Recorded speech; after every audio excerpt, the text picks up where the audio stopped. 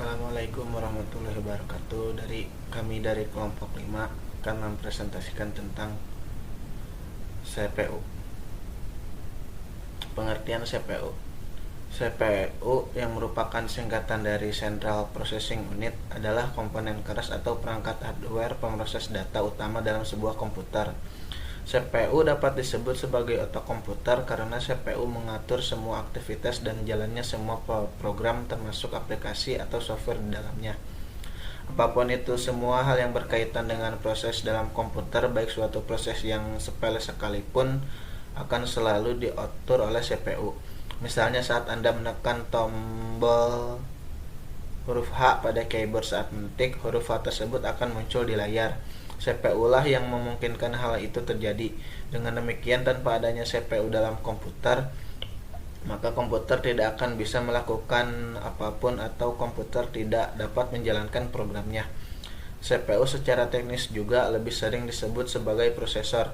Oleh karena itu, Jadi di sini saya akan melanjutkan presentasi dari saudara Riko tentang komponen CPU. Yang kedua di sini ada ALU atau Arithmetic Logic Unit. Komponen ALU ini memiliki fungsi yaitu untuk melakukan operasi pada aritmatika dan logika yang telah diinstruksikan dan kirim oleh unit kontrol. Tugas utama ALU adalah melakukan seluruh perhitungan matematika yang diberikan sesuai dengan instruksi program. ALU atau juga biasa dikenal dengan istilah bahasa mesin ini terdiri atas dua unsur penting yaitu aritmetik dan logik yang setiap unit mempunyai tugas yang spesifik. ALU melakukan semua operasi aritmatika dengan dasar penjumlahan sehingga sirkuit elektronik yang digunakan disebut adder. Di sini bisa terlihat juga contoh gambar ALU atau Arithmetic Logic Unit. Selanjutnya ada register. Register merupakan alat penyimpan pada CPU yang memiliki ukuran kapasitas relatif kecil namun memiliki kecepatan akses cukup tinggi. Register berfungsi untuk menyimpan data atau instruksi yang sedang diproses. Memori di dalamnya bersifat sementara, biasanya digunakan untuk menyimpan data pada saat data komputer sedang melakukan proses oleh data. Bisa terlihat juga di sini ada contohnya. Sekian, terima kasih. Dilanjut oleh Alvan. Assalamualaikum warahmatullahi wabarakatuh. Saya di sini akan mempresentasikan tentang komponen CPU. Suatu CPU setidaknya memiliki sebuah prosesor atau suatu chip yang tertanam di dalamnya yang berfungsi dalam proses kalkulasi komputer.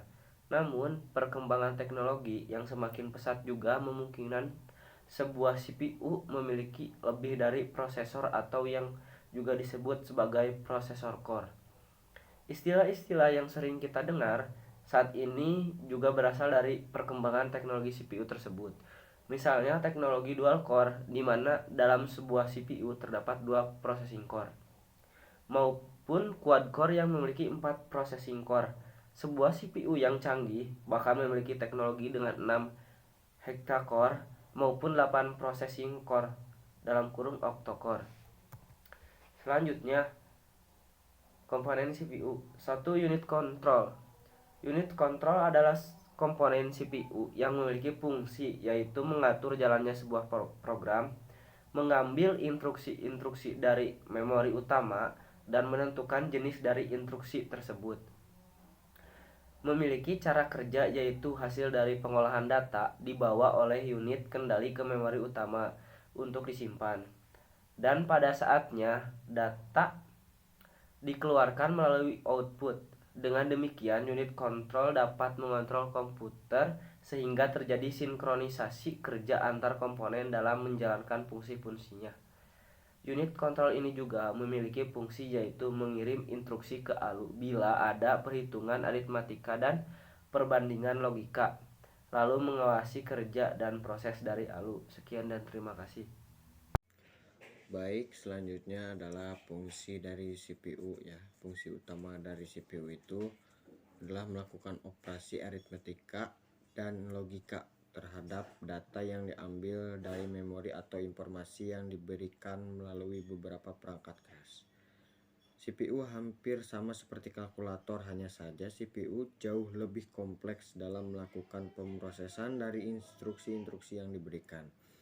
Instruksi-instruksi tersebut kemudian disimpan terlebih dahulu pada RAM. Setiap instruksi akan diberi alamat unik yang disebut alamat memori. Selanjutnya, CPU dapat mengakses data-data pada RAM dengan menentukan alamat data yang dipilih. Ya, cukup sekian dari kami. Mohon maaf apabila ada kesalahan. Assalamualaikum warahmatullahi wabarakatuh.